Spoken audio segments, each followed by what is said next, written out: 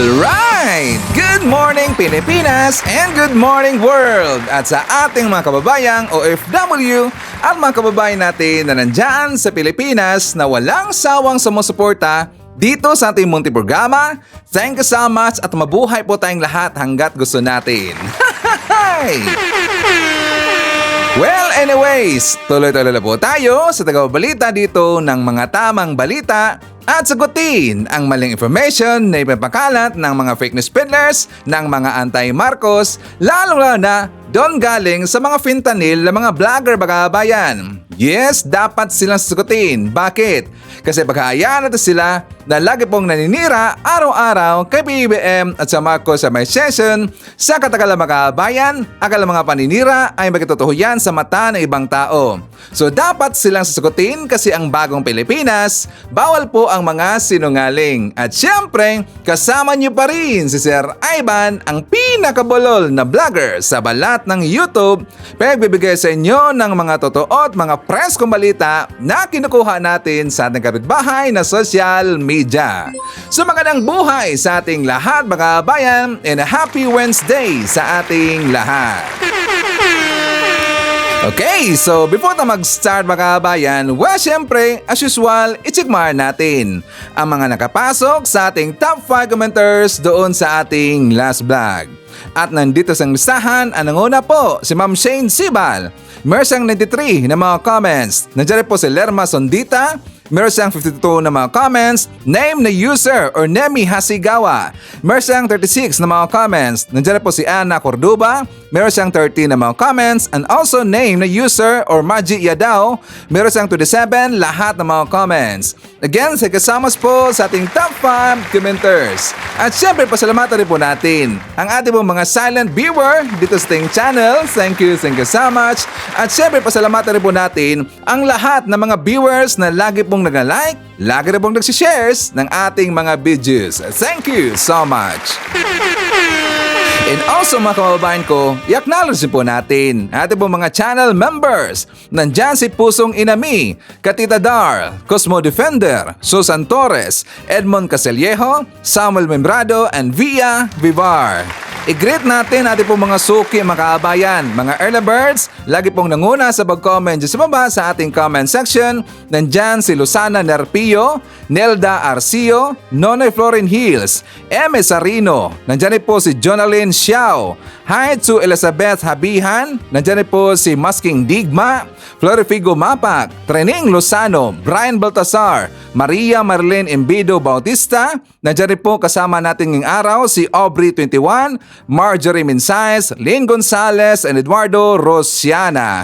Also syempre, i-greet natin ang happy birthday ang lahat ng mga viewers na nag-celebrate ng kailang birthday ngayong araw. Happy birthday! So, kumusta ang lahat mga kabayan? How are you today? Well, of course, I'm hoping po na sana magandang ating gising ng umaga at meron tayong energetic po na aura katulad po kay Sir Ivan. Siyempre, as usual, doon po sa kababayan po nagigising pa lang at wala pang energy, don't worry, painitin ko po kagad yung mga umaga kasi marami mga baon na mga pasabog at mga balita si Sir Ivan na magamit ho natin ipadibang po sa mga ipinapakalat ng mga fake news ng kabilang kampong, mga fake news peddlers. At siyempre, dapat natin silang kukurtin araw-araw mga kababayan kasi sila po ay salot ng lipunan. Okay, so good morning Pilipinas, Luzon, Visayas at Mindanao. So kahapon makahabaan ko, balita ko yata may nagkagulo po doon sa Kamara or doon sa Kongreso makahabayan. Nagkagulo. Bakit Sir Ivan? Kasi nga nakita ko kahapon, abay mukha yatang andaldal po ni Marcoleta makahabayan. Sino si Marcoleta? Yung spokesperson ngayon ni Sara Duterte. Akala ko ba ang spokesperson po ni Sara makahabayan kasi PUA? Si Marcoleta naman pala. Sayang no, sa totoo lang, sayang talaga si Marcoleta eh. Lumabas na po ang kanyang totoong kulay makahabayan. Well, noon pa man, alam ko talaga na siya po ay DDS. Kasi marami pong nagtanong sa akin makahabayan since last month, nagtanong sila na naalala ba natin yung time yung nanawagan po yung kabilang kampo na dapat daw magkaroon dito ng hair follicle drug test, nanawagan sila. 'Di ba? Yan po sinakyan rin po ni Marcoleta, mga kabayan. So, nang start po yung issue na yan, maraming nagtanong sa atin. Sabi niya, Sir Ivan, saan ba talaga naka-affiliate itong si Marcoleta o saan siya dito dumapig? Sabi ko, ma'am, sir, itong si Marcoleta talagang DDSO yan noon pa man. Pero siyempre, si Marcoleta talagang napakatalino yan, mga kabayan. Magaling naman talaga yan. Sayang talaga eh. Kaya ako'y nasayangan sa kanya. Kasi nga kahapon, mga kabayan, medyo hindi talaga talagang para sa akin not acceptable ang kanyang ginawa doon sa Kongreso. Kasi nga si Sara, mga kabayan, kanya pong dinipensahan or prinotektahan.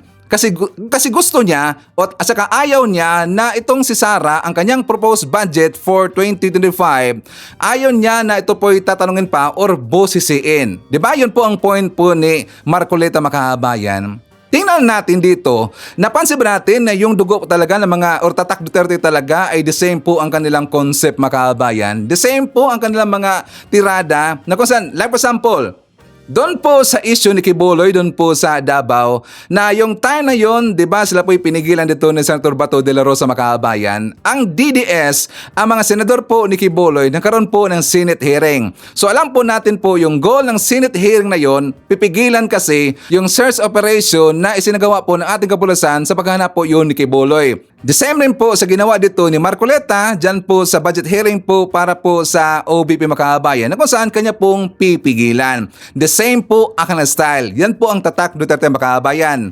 At ngayon ko lang po naintindihan na ang gamit pala ng party list dito ni Marcoleta, di ba ang pangalan po ng kanyang party list, mga kabayan, ay Sagip? So ibig sabihin, Sagip Duterte Party List or Sagip Sara Duterte Party List. Yan po ang gamit ng kanyang party list, mga kabayan. So ngayon, lumabas na po ang totoong kulay ni Marcoleta. Idol ko pa naman yan noon eh. Idol natin yan noon si Marcoleta, mga kabayan. So kami po inanawagan ngayon. Napansin niyo ba, mga pro-admin vlogger ngayon? Sila po, type pong lahat po, majority po ng mga Marcos supporter nanawagan ngayon na hindi na po iboto itong si Marcoleta. Kahapon, di ba, the other day, mga kabayan, meron pong video itong si Sara Duterte. Di ba sabi po ni Sara Duterte na nilagay na po nila ang lahat ng detalye na tungkol dito po sa kanilang nirequest po na budget, kung saan ba ito ilalagay na programa, ang kanilang budget po na hinihingi dito. So makita lang daw yun, mga kabayan, pwede lang i-download or yun daw ay pwedeng tingnan ng mga mababatas.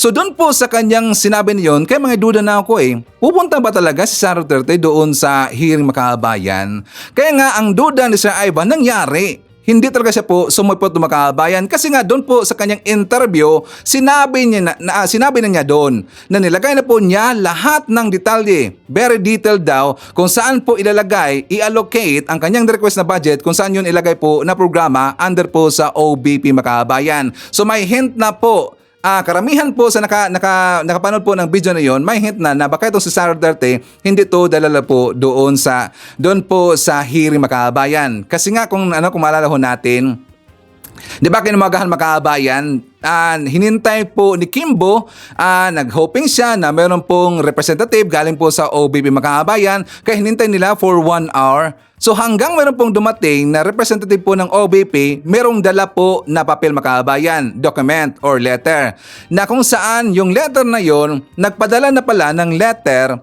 itong si Sara Duterte or kanyang office doon po kay Speaker Martin Romualdez at saka nilagay po sa attention ito pong chairman ng Committee on Appropriations, mga kabayan, na si Representative Elizalde Co, na nilagay doon sa kanyang letter. Sabi niya na isinubmit na daw ang mga needed na mga dokumento doon po sa HOR, mga kabayan. At saka sabi pa nga niya doon na included daw yung detailed presentation of the proposed budget para po sa 2025. So yun po sinulatan na po niya ng letter ito pong si Speaker Martin Romualdez, mga kabayan. So doon nung nabasa na po yun ni Kimbo, so hindi na sila umasa na itong si Sara ay darating pa kasi meron na pong letter, mga kabayan, na nag-send siya ng letter doon po kay Speaker Martin Romualdez. And also nilagay niya po doon na atensyon, ito pong si Elizalde-Co.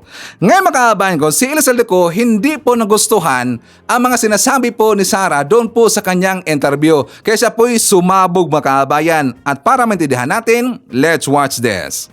Nakita po natin kahapon ang part 1 ng video message ni Vice President Sara Duterte kung saan nililihis na naman niya ang mga issue.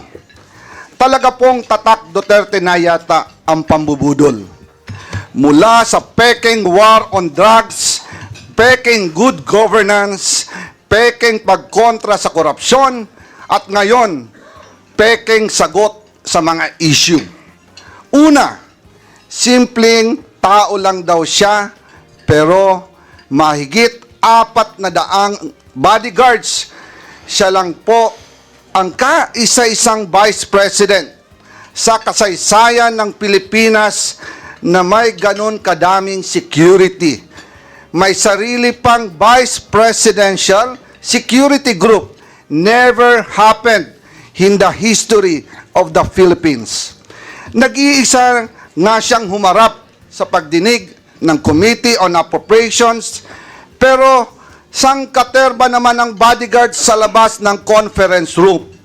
Humiling pa ng pagkain para sa 100 gwardiya na dala-dala niya at hindi naman kinain.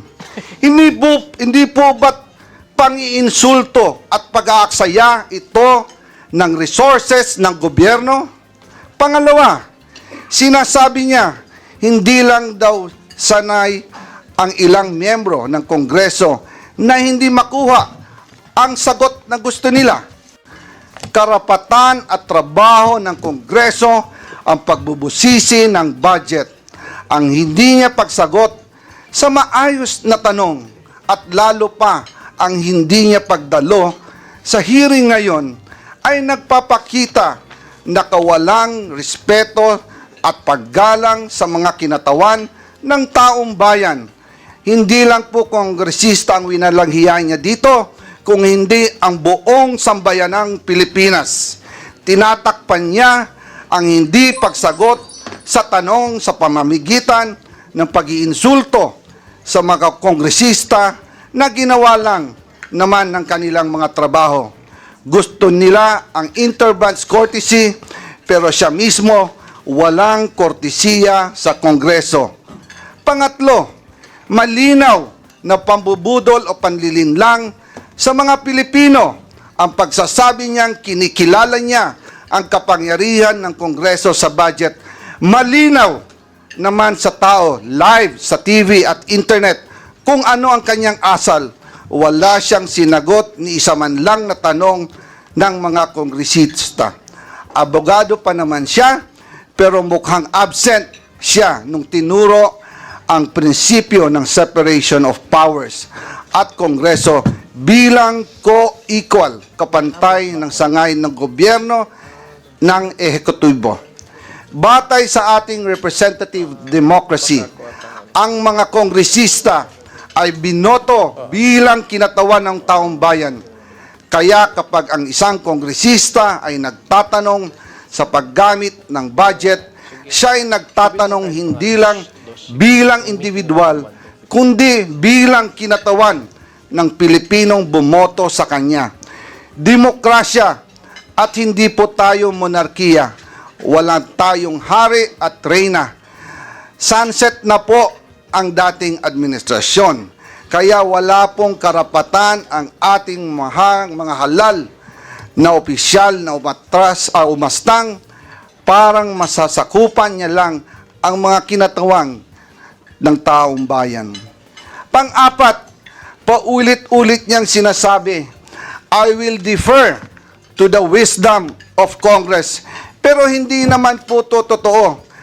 Kasi kung totoo ito, sasagutin niya mga tanong ng mga mambabatas, lalo na sa issue ng confidential funds. Naalala ko last year, kinausap namin si BP Sara at ang kanyang mga trusted aides tungkol sa 2024 budget. Sinabi niya noong, ituloy nyo yan, meaning yung confidential funds, dahil kaya niya daw ito i-justify. Mabuti na lang at hindi namin itinuloy. Kung hindi, magsisisi kami dahil ang pondo ng taong bayan ang pinag-uusapan dito at tandaan, COA at hindi Kongreso ang nagsasabing mali ang paggamit ng 73 million sa 125 million confidential funds na ginamit lang sa loob ng 11 days. Talo pa po dito ang pondo ng Napoles Fund na gamit ng 60 days. Ito po, 11 days lang. And ngayon, bibigyan pa ba natin siya ng 2 billion na pang gagastos daw sa mahihirap? Ibigay po natin to sa tamang ahensya. Huwag po nating ayahan na waldasin na naman ang kahit pisong sintimo na dapat natin bantayan. Politika daw ang dahilan ng umano'y panggigipit sa kanya ng Kongreso. Nanunood kaya siya ng budget hearings? Nakikita niya kaya kung gaano kahaba at katagal ang pandinig at mga questions and answers na kinakaharap ng iba't ibang ahensya ng pamahalaan para i-justify ang kanilang budget? Why should the OBP be any different? Especially napakagaling magwaldas, maglakwatsa at mangurakot. Malinaw, diversionary tactic ang video message ni BP Sara. Tulad ng tatay niya, gusto niyang ilihis ang usapin sa tunay ng isyong kinakaharap niya. Ayaw niya kasing magpaliwanag. 125 million confidential funds spent in 11 days at nagsabi mismo ang COA na mali ang paggastos nito. Kung bakit kulelat ang mga batang Pilipino sa math and science sa ilalim ng panunungkutan niya bilang DepEd Secretary. Kung bakit sirang gatas, may insekto at inaamag na Nutriban ang pinamimigay sa mga mag-aaral. Kung bakit malala ang korupsyon sa DepEd at palpak ang kanyang panunungkulan dahil tamad at hindi siya pumapasok kahit minsan sa Department of Education. At higit sa lahat, kung bakit sa gitna ng lahat na kapalpakan at katiwalian, ito ay dapat siyang pagkatiwalaan pa ng 2 billion sa 2025. Akala ko ba ako lang yung bulol makabayan? Pati rin pala sa congressman ko, bulol rin. Pareho kami. Ay, joke lang, joke lang. So, doon po sa sinabi po ni congressman ko makabayan, nagulat ako doon na ito pala si Sara, hindi laging pumapasok po sa kanyang office. Ang ibig sabihin, pala absent makabayan, tamad. Isang pusit na tamad. At dapat rin po no na maintindihan dito ni Sara Duterte na trabaho talaga at karapatan at trabaho po ng congressman na busisiin lahat po ng mga proposed budget, lahat po ng ahensya makabayan. So dito sa sinabi po ni Marcoleta, kasi sabi niya makabayan, bakit daw ang Office of the President hindi bunisisi ang kanilang proposed budget? At natapos agad po within 14 minutes yata yun sinabi niya. 14 minutes ba yun or 15 minutes? Di ba natapos kagad po yung deliberation deliberation hearing budget po ng Office of the President within 15 minutes. So gusto ni Marcoleta, ganoon po ang mangyari dito sa budget pong hiningi ni Sara Duterte makabayan. Gusto niyang pariha kasi daw yan po ay tradisyon na. Since noon pa, nangyayari na talaga yan. Tingnan nyo kung anong ginawa to ni Marcoleta makabayan. Talagang kalokohan na yan eh. Kinain siya ng sistema po ng mga Duterte. Gusto niyang ganun makabayan. Gusto niya kasi yung illegal gagawing legal. Yan po ang ginagawa po ng mga Duterte. At saka para po maintindihan natin, at saka doon po sa hindi po nakita kung ano po nangyari sa time po na sila po ay nag-suspended at saka nakasagutan makabayan, doon may nakita ko doon sa sinabi po ni Marcoleta tungkol dito sa Office of the President. But after that, sasagutin po natin po itong si Marcoleta makabayan. Ba't ang nangyari, a barrage of questions. That's why I'm asking. Bakit natin ginawa yun earlier? Are we not already respecting a tradition well kept by this House? Respect tradition. Hindi nga, pinagtatanong niyo siya eh. Meron pang pratinela, whatever. That is disrespect to the office of the President, Vice President. Doon mo pinagtatanong niyo sa kanya eh. These questions never happened before. That is the one I'm explaining to you. It did not happen before. Now, ang tanong ko po, ba't nangyari po nung nakaraan, nangyayari na naman ngayon? We are talking of the office, not the No person. motion was introduced. You may not like the person. You may not like her presence here, but you have to respect the office of the Vice President. That is all. Because that is guided by the tradition. Kahapon po, kagaya po na sinabi nila, wala nang pinagtanong sa office of the President. And that is correct. That is in line with that tradition. Ngayon po, kung ang tinatanong ko ngayon, are we discarding the tradition? And is this committee authorized to discard a well-kept tradition? So kaya nga, then why are we intending to ask questions na naman at pinatawag nyo na naman kung sino-sino dito? That is why, kung hindi po kayo makakasagot, madam, ang tinanong ko na sa inyo, I am now moving. Oh. Bratinela pa? Saan po kayo nakakita ng ganon? This did not happen anytime. Pang-labing pitong taong ko na po ito. Alam nyo, Madam Stella, I was already here when the Vice President was Noli Castro, when the Vice President was Ginay, when Vice President... But you were also here in the last hearing. No motion was introduced. Yun na nga, kasi question na kaagad eh. Wala man lang... We can read the records. No, he did not introduce. Kaya nag-motion siya ngayon. Okay, so nagets na natin po yung point po ni Marcoleta Makabayan kasi gusto niyang ipariha doon sa Office of the President na hindi daw tinanong tungkol po sa kanilang proposed budget. Hindi na tinanong kundi inaprubahan kagad Makabayan. Gusto niya maging ganon. Ang sitwasyon dito po ng Office of the Vice President na nirequest po na budget ni Sara Duterte. Magkaiba naman kasi, hindi inisip dito ni Marcoleta no, na magkaiba naman kasi ang sitwasyon po ng OP at saka ng OBP. May narinig ba tayo po na missions of allowance ang OP Makabayan or office po ni PBM? May narinig ba tayo na missions of allowance? Di ba wala? Wala pong inilabas po ang COA na nagkaroon dito po ng missions of allowance ang OP.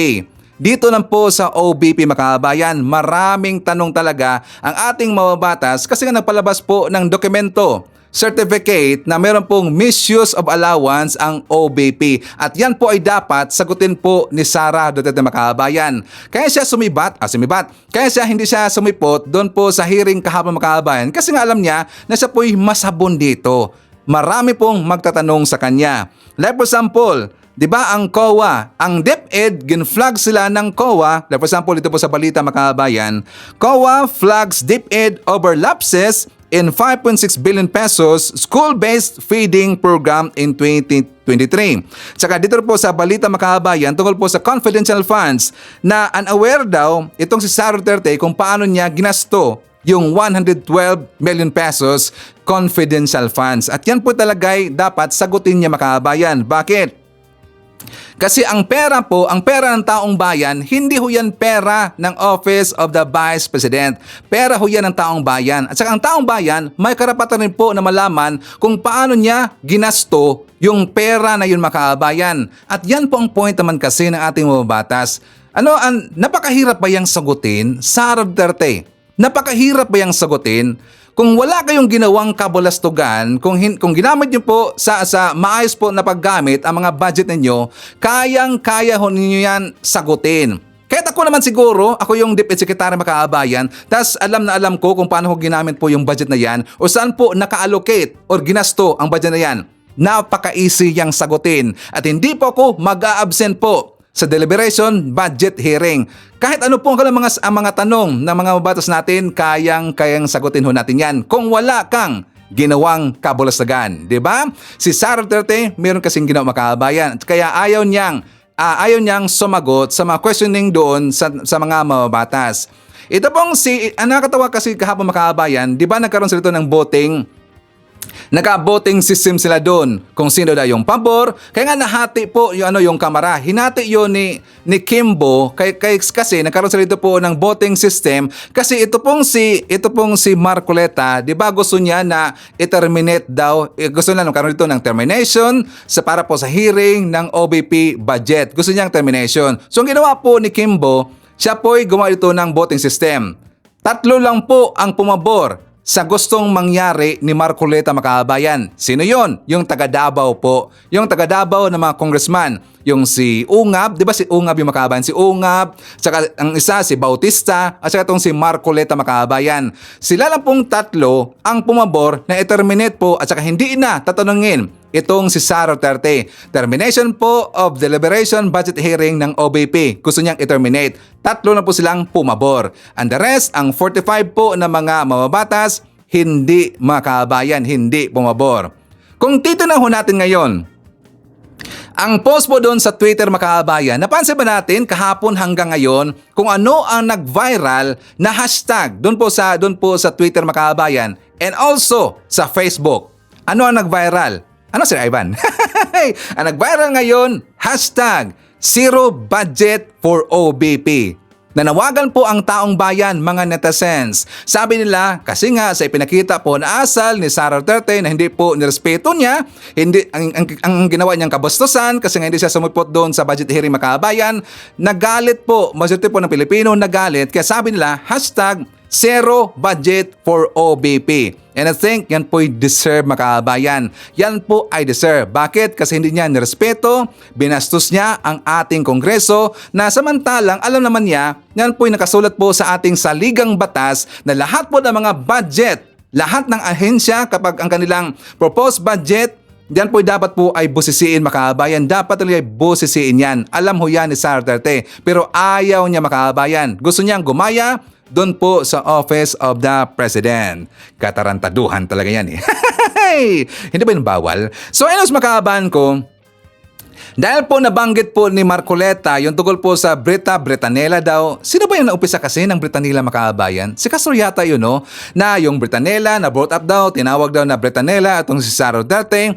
Well, itatanong ko, mga kababayan, doon po sa nakapanood po sa sinabi po ni Sara Duterte, doon po sa kanyang interview, di ba sinabi niya, mga kababayan, na hindi daw siya spoiled brat. Di ba sabi niya, hindi daw siya spoiled brat at saka alam rin po niya ng taong bayan, mga kababayan. Sabi niya, alam ho yan ng taong bayan. Sila dito daw ang alam daw ng taong bayan na hindi daw siya spoiled brat. Maraming makapagsabi niya, mga kababayan. So sabi ko, dahil niya parang ginawa niyang generalization dito, generalize niya lahat daw sa nakita sa kanya, sa nakilala sa kanya, hindi daw siya spoiled brat. Well, itatanong natin dito. Kasi lahat po ng mga viewers si Sir Ivan, lahat po kilala itong si Sara Duterte, included mga viewers natin po diyan sa Davao City. Kayo po aking tatanungin, mga kababayan, at saka kayo rin po ang sumagot. Agree ba kayo sa sinabi po ni Sara Duterte na siya daw ay hindi spoiled brat at saka isnabira, mga kababayan? Agree ba tayo na si Sara Duterte ay hindi po spoiled brat at saka hindi rin po isnabira, mga kababayan? Please comment nyo sa baba at saka babasahin nyo mamaya ni Sir Ivan. Okay? So before tayo magpatuloy po sa ating topics, mga kababayan, isatamar natin. Nandyan po si Angelita Holsinger, Pastor Cesar from Malaysia. Nandyan po si Nancy Enero, Hatulin Mo 0608. Nandyan po si Mel Mangao, Dalit Pasamonte, Merlin Montemor. Nandyan po si Fred Alipio, Emelita Navio. Nandyan po si Romel Saire, Jelen Quezon, Christine Lord, hi to Kath de la Cruz, William Esteban Verdugo, Chimezo LV. Nandyan po si Nida H. Haka, hi to Elsa Hoffman, Eduardo Narvaez. Isyata rin po natin si Buboy Elmido Costin sa Dugyo. Nandiyan po si Victor Robin, Caroline Campos, Wing Salvatierra, and hi to Gorgunya Angala. Okay, so pag-uusapan natin, mga kababayan, ito pong issue ni Kibuloy. Siya nga pala, di ba kahapon tayo po nanawagan po sa kapulisan, mga kababayan, na sana next time na kapag meron silang merong mga mugshots, ito pong may kaso, mga kababayan, like for example doon po kay Kibuloy, una kasi inilabas po ni Secretary Binhor Abalos, naka-blur kasi yung mukha po ni Kibuloy, mga kababayan. So maraming natatanong, bakit daw gin-blur pa? Ikilala naman po itong si Kibuloy. Noon pa, marami na ho siya mga pictures nakalagay na siya po ay wanted. Noon pa mga kabayan, alam na po natin yung mukha ni Quiboloy. Bakit kailangan pa pong i-blur? Buti na lang kahapon mga kabayan, siguro nakinig po siya or narinig niya yung mga kasamahan po natin ng mga vlogger na nirequest nila na next time hindi na po dapat i-blur. So kahapon nagpalabas po ng pictures si Binhor mga kabayan, si Binhor Abalos na wala na pong blur ang mukha ni Quiboloy. Yun ang dapat. So nakikita natin dito mga kabayan na si Secretary Binhor Abalos siya po ay nakikinig po sa mga request ng taong bayan. Kaya nga nilagay niya sa kanyang account na no one is above the law. Ang picture po ni Quiboloy sa baba, wala na pong blur mga kabayan. Again, so pasalamatan natin po si Secretary Binhor Abalos mga kabayan. Saka hand salute po kay Secretary Abalos.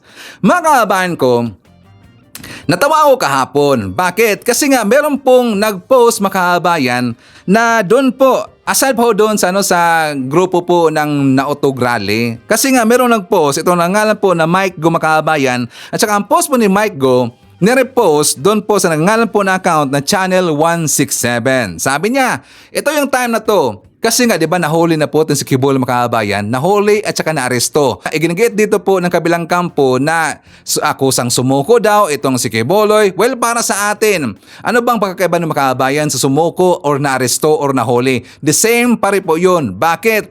Wala namang pagkakaiba. Kung siya ay sumuko dito, ano ba ang selda na kanyang gagamitin mga kabayan? Sang selda ba siya ito ipapasok?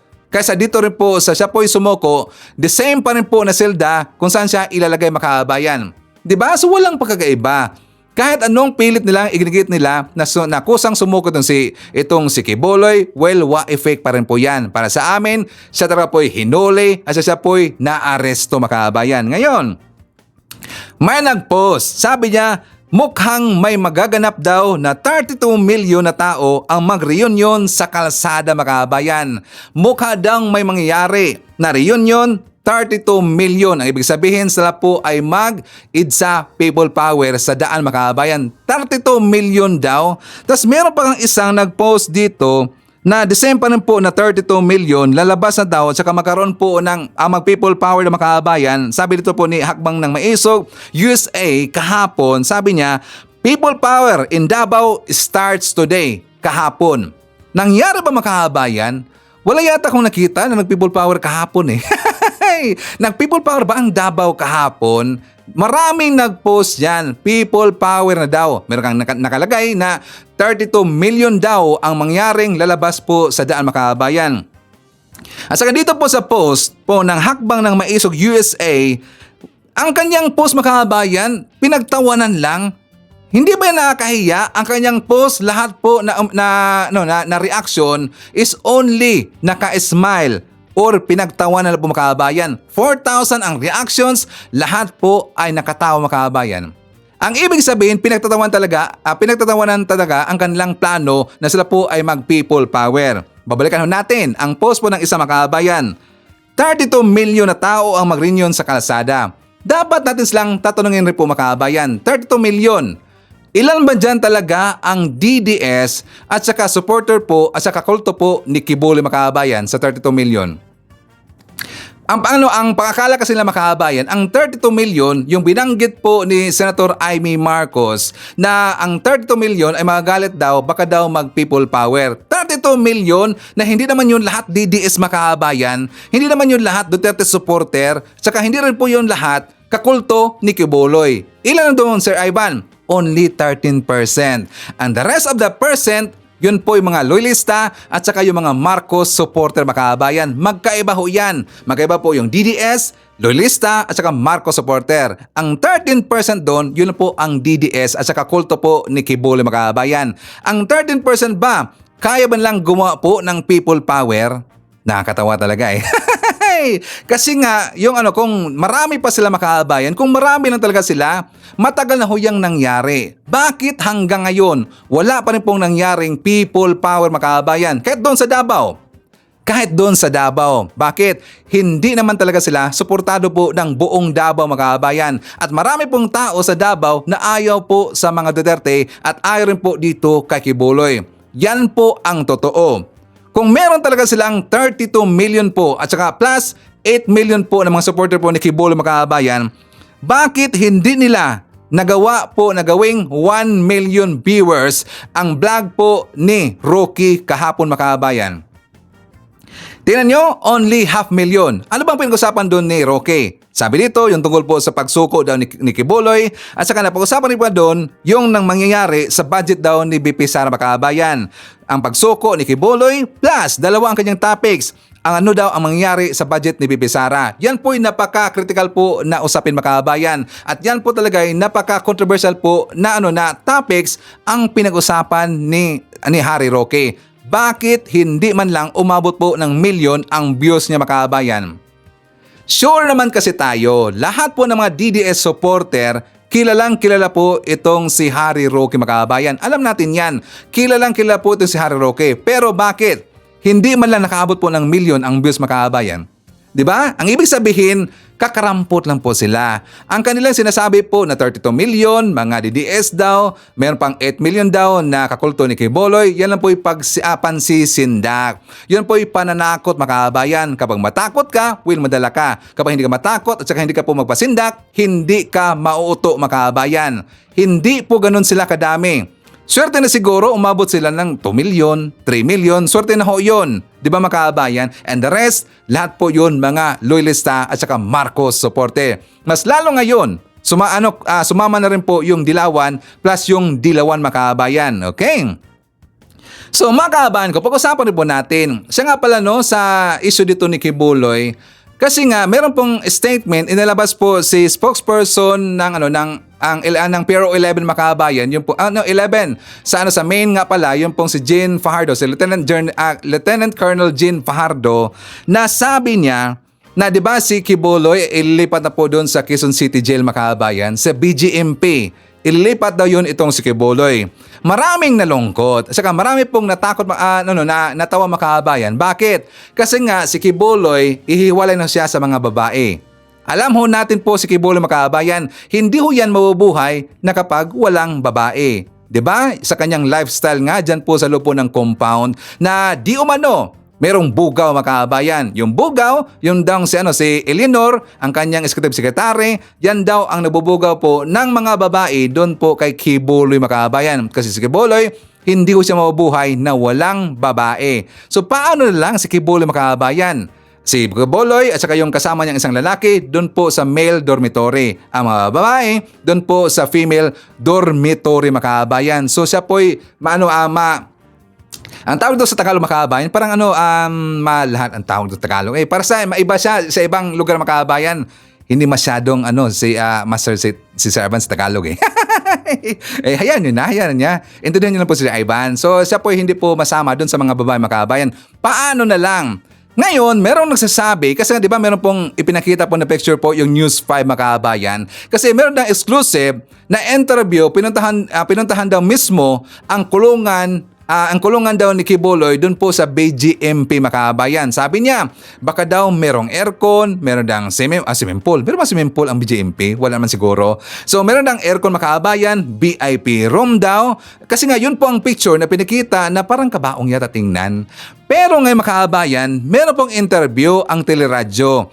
Tinawagan nila yung mismo po yung chief doon sa BGMP, nakalimutan ko yung name na yon, kasi nga sabi niya wala dang special treatment na ibibigay nila dito kay Kibuloy, mga kababayan. Naalala ba natin, ito pong si Jason Sa, siya po'y nakulong, mga kababayan. Kung saan po na-detain, yung pong si Jason Sa, doon rin po ilalagay ito pong si Kibuloy, mga kababayan. Walang special treatment. Kung ano po ang treatment nila sa mga karaniwan po na mga priso, mga kababayan, yun rin po daw ang treatment na kanilang ibibigay dito kay Kibuloy. Tsaka pakinggan mo natin po, mga kababayan, ito pong interview ng teleradyo. For more details, let's watch this. Pero alamin po natin ang paghahandang ginagawa po ng BJMP kung sakali na tuluyang ipalipat po ng Quezon City Court sa kanilang facility sina Pastor Kibuloy. Ano bang preparations or paghahandang ginagawa nila kung meron man, at ano ba ang dadatnan nila Pastor po doon? Alamin nga po natin mula po sa spokesperson ng BJMP. Nasa linya po natin si Jail Chief Inspector J-Rex Joseph Bustinera. Sir, magandang evening po sa inyo. Si Johnson po ito sa Teleradyo Servisyo. Good evening po. Yes, Sir Johnson, good evening at sa mga sumusubaybay ngayon sa inyong programa. Opo, Magandang gabi po sa ating lahat. siguro sir, alam naman po ninyo yung utos ng Quezon City Court. Meron na bang coordination ng PNP sa BJMP kung paano magiging arrangement ng paglilipat kung sakasakali? Yes, kanina pong umaga na-inform din po kami na may court order nga po galing sa Branch 106 RTC Quezon City na ililipat si Mr. Kibuloy at ang kanyang co-accused sa male dormitory sa Payatas, and then yung tatlo namang akusado na babae ay sa female dormitory sa Camp Karingal. Kanina naman po agad-agad nag-inspection po kami sa utos ng aming Chief BJMP, si Jail Director Roeles Rivera, at kasama yung RD ng NCR. Nag-inspect kami at nag-check kami kung may available ba talagang selda doon just to prepare. At nakita namin na out of 4,400 na capacity po kasi ng facility ay nasa 4,200 ang laman noon ngayon. May mga laman na po siyang mga nakakulong. So nakita namin may bakante pa naman at itong selda na to ay regular na selda. Ibig sabihin pare-parehas lang naman po kasi ang selda niyan. At pinag-utos nga po ng chief namin na walang VIP treatment dito, walang preferential treatment. Kung ano ang ordinaryong PDL, yun lang din dapat ang treatment natin sa kanya. Ayun. Yun So, binanggit mo. ganun po yung binriefing din namin ng mga personnel just in case ang darating. Pero so far, hanggang ngayon po, wala pa din naman. Ayun. And we believe nag-declare kanina ang PNP na magre-request pa daw po sila. But then again, naka-standby ang BJMP at handa po. Opo. Sa BJMP ho ba, sa inyong Quezon City Jail facility, may mga high-profile inmates di ho bang naroroon?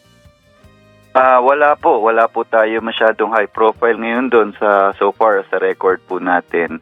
Ang recently po doon, if you remember, was Mr. Sonsa. So yun last na detain doon. Jay Sonsa. Recently. Opo.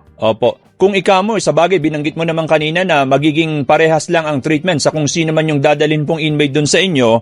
So kung 4,400 ang capacity po ng inyong jail facility, di meron pang 200. Kung 4,200 ikaw mo ang nakakulong po ngayon, ano ba itsura ho ng jail facility ninyo? Di ho ba't mas bago-bago na yan?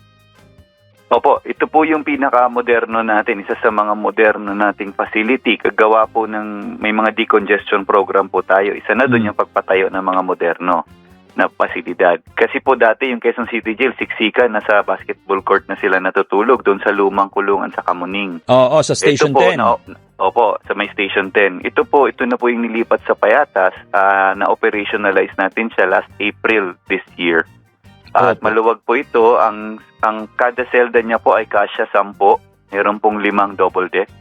At ang square meters po nito ay nasa 47 square meters, ang isang selda, kasya ang 10, nasa 4.7 square meters of living space.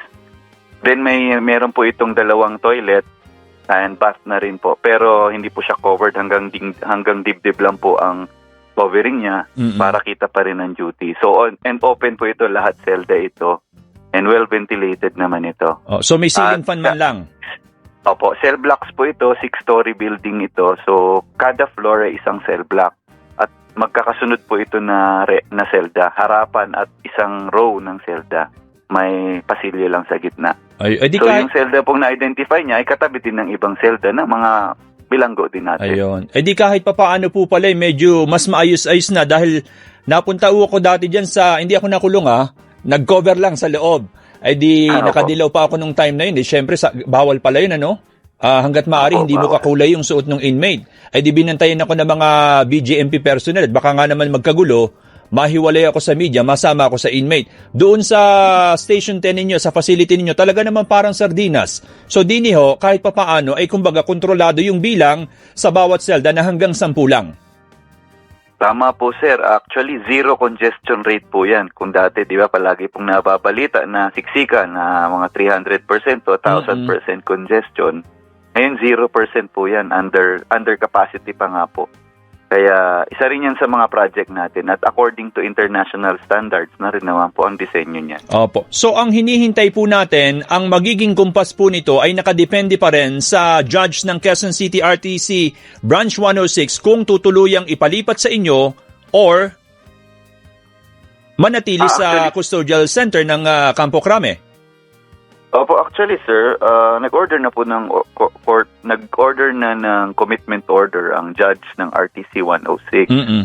Ito po ay ipina-receive sa Philippine National Police doon sa kung saan nasa in custody si Mr. Kibuloy. At yung burden po para i-effect yung transfer na yan o kung nailipat ay nasa law enforcement agency kung sino nang pinutusan ng judge. Opo. Sa part naman po namin, sir, naka-standby kami at handa naman po kami. And Opo. kung ano man pong gagawin namin doon, everything should be fair at walang special treatment. As is, kung ordinaryong PDL lang din na dumadaan sa sistema natin. Nako, Kebs, ordinaryong PDL ka rin po doon sa BJMP. Ihanda mo na ang puwet mo. Kung ikaw po yung yung nambabastos po ng kababihan do sa sa balwarte mo, well, ikaw ngayon po ang pupuwitin. Ihanda mo na ang puwet mo, paring Kebs. Sa kanila ko mga kabayan, 'di ba sabi po ng chief po doon sa BJMP na only ceiling fan na po ang gagamitin po ni Kibuloy mga kabayan. So alimot pa rin po yan Alimot. Mainit pa rin po yan. Di ba dyan po nakulong ito pong si Jason sa mga kabayan. Saka nung paglabas niya, mayroon siyang sinabi noon naalala ko na medyo may kainitan daw sa loob po ng BJMP sa kanyang selda mga kabayan. So yun po ang maranasan ni Kibuloy. Bakit? Kasi ordinaryo po na selda ang saan siya ilalagay. Yung harapan na po mga kabayan. Kung anong selda nakalagay po yung mga ibang mga PDLs doon, mga ordinaryong PDLs, yun po na klase na selda kung saan ilalagay itong si Kibuloy. Dapat ganyan talaga. Walang special treatment mga kabayan. Paring Kebs, maghanda ka na. Tsaka mga kabayan, meron po palang sinabi ito pong si Lieutenant Colonel Jean Fajardo tungkol doon sa kung sino po saan dito ibibigay yung kanilang yung pabuya makabayan na 10 million pesos. Yung mga informants nila, 10 million pesos. So sabi po ni Jean Fajardo makabayan, sabi niya dito, para po maintindihan natin, we cannot really reveal kung sino po sila at ilan po sila because manganganib po ang kanilang mga buhay. So pag-uusapan pa po yan kung sino-sino po yung entitled po sa reward.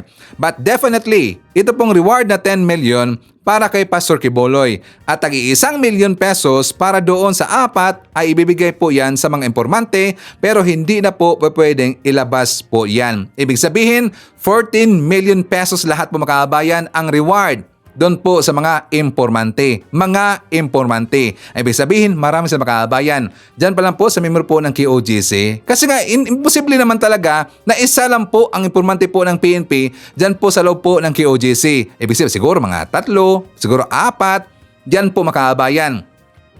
So, hindi na pamangalanan yan. Siyempre, normal talaga hindi na pamangalanan kasi manganganib po ang buhay ng mga informante. Sayang, wala na siyang spy doon po sa loob po ng QOGC mga kabayan. Again, paring Kebs, maghanda ka na.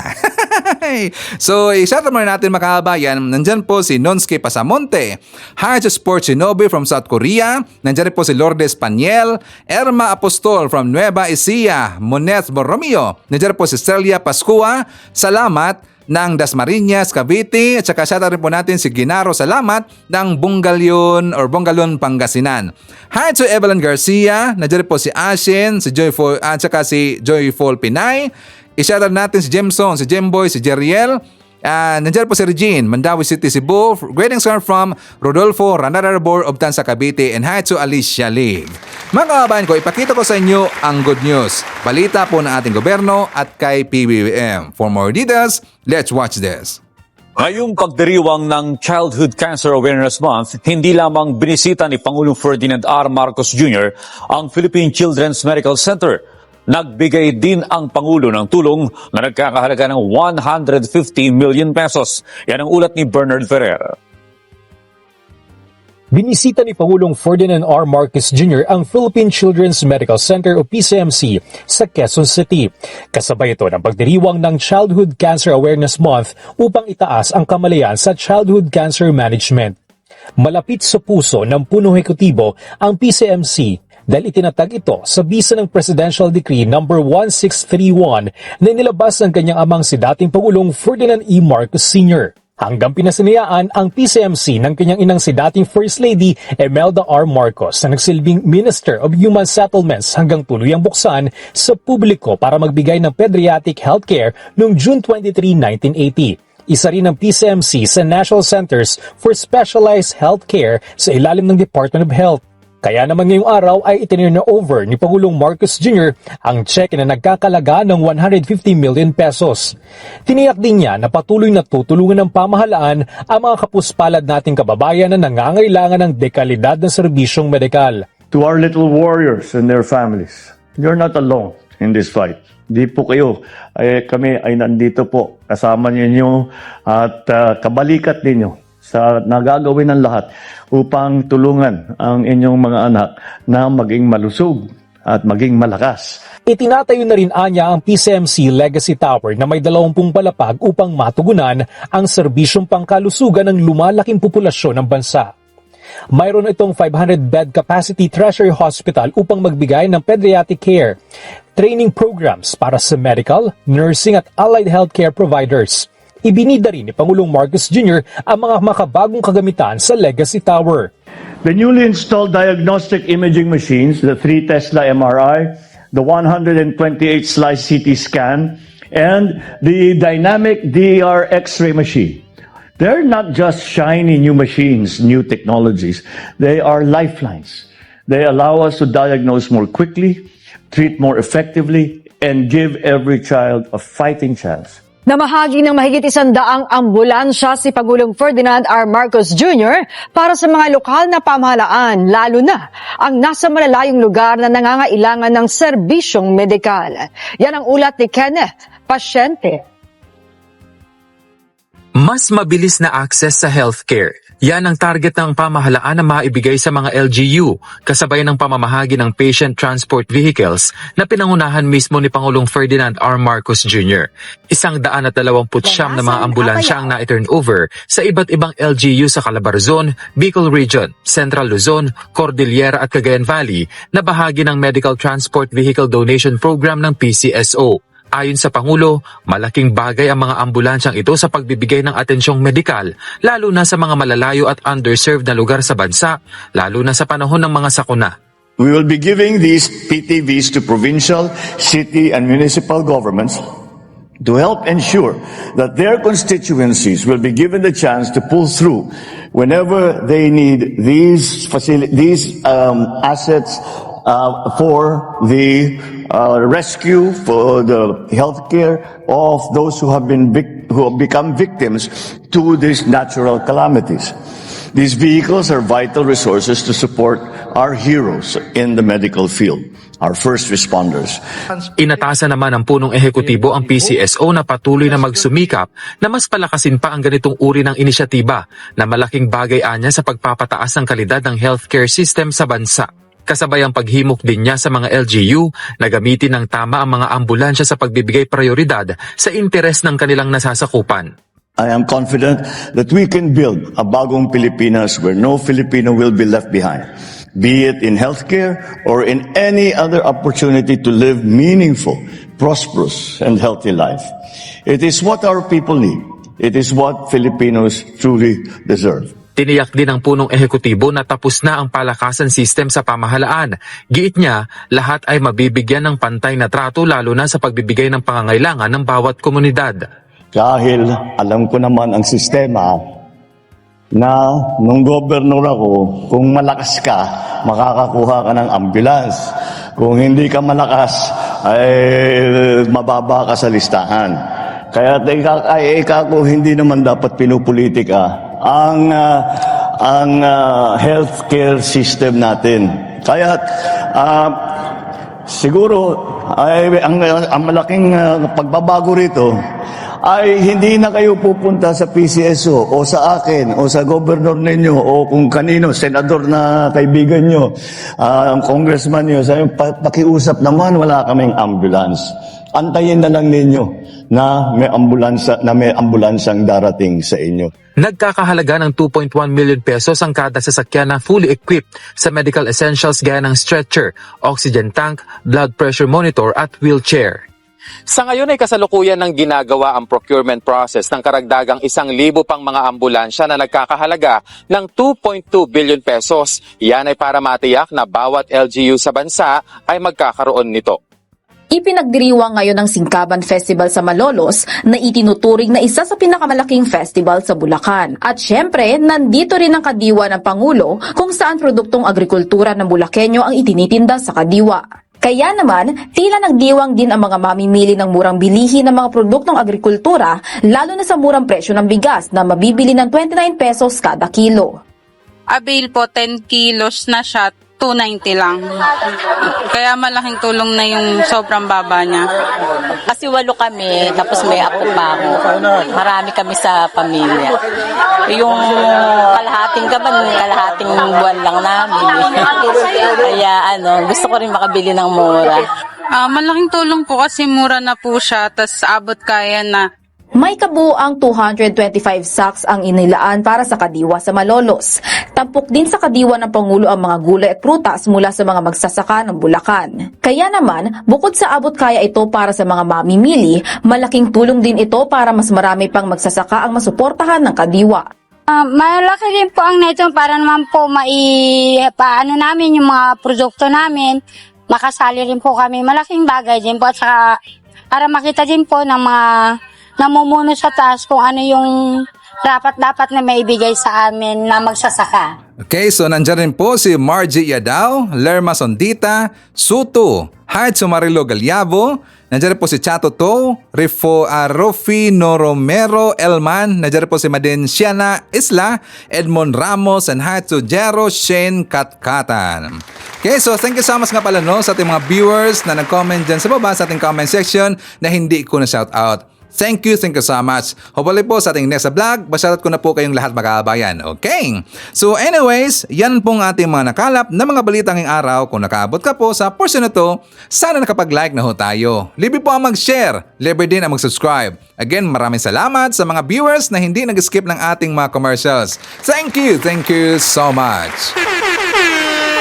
At before natin tatapusin ang ating programa ngayong araw, sana sabayan nyo si Sir Ivan para sa ating live messaging prayer. Diyos Ama, maraming salamat po sa isa na namang magandang araw.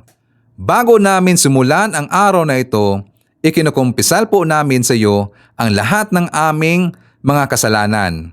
Pakiusap, patawarin mo po kami at linisin kami. Panginoon, mula ngayon, pinipili naming huwag mag-alala tungkol sa mga bagay na hindi namin kontrolado. Ibinagkatiwala namin ang lahat sa iyong mga kamay dahil hindi kami makakaasa sa aming sariling lakas. Pakiusap, pangunahan mo po kami. Sa ngalan nating Panginoong Jesucristo, Amen. So maraming salamat mga kababayan and I hope to see you again on my next video.